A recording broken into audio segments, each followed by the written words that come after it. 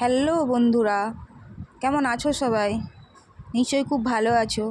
আমি আজ রান্না বানাচ্ছি চপিলা মাছের সরষে ঝাল। প্রথমে দেখো বন্ধুরা, মাছগুলো দেখতে কত সুন্দর লাগছে।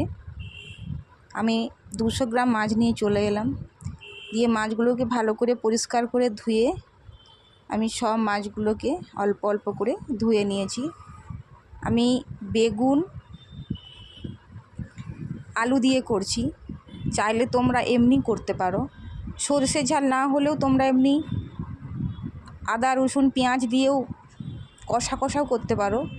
খুব সুন্দর খেতে, খুব গন্ধ মাছটার, বেশ ইলিশ ইলিশ মাছের মতন গন্ধ। দেখো, প্রথমে তেল গরম হয়ে গেছে। তেল গরম হয়ে যাওয়ার পর আমি 5 ফোড়ন দিয়ে দিয়েছি।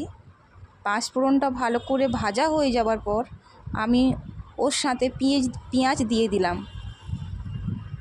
পেঁয়াজ ভাজা হয়ে যাবার পর আলু আর বেগুনটা ওর মধ্যে দিয়ে দেব।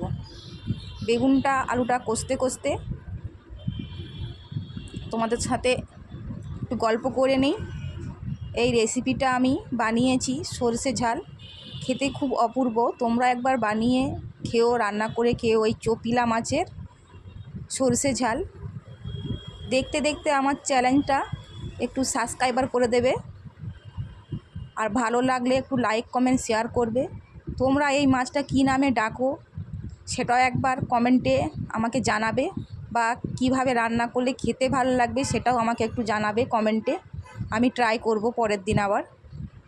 দেখো বন্ধুরা, আমার বেগুন আলু কষা হয়ে গেলে আমি ওর সাথে সরষে বাটাটা দিয়ে দেবো। সরষে বাটাটা দেওয়ার পর দেখো কত সুন্দর ফুটছে। ফুটানো হয়ে যাবার পর আমি মাছগুলোকে সব দিয়ে দেব। মাছগুলোকে দেওয়ার পর আরও 2-4 মিনিট আমি কষাতে দেব। কষাতে ধনে পাতাও আমি দিয়ে দিয়েছি।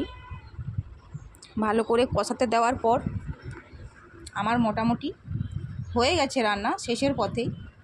তোমাদের যদি একটু ভালো লাগে একটু প্লিজ সাবস্ক্রাইবার করে দেবে, আর লাইক কমেন্ট শেয়ার করে দেবে বন্ধুদের সাথে, যাতে আমার রেসিপিটা দেখে। তোমরা পুরোটা দেখো, নিশ্চয়ই তোমাদের ভালো লাগবে। থ্যাংক ইউ বন্ধুরা, সবাই ভালো থেকো।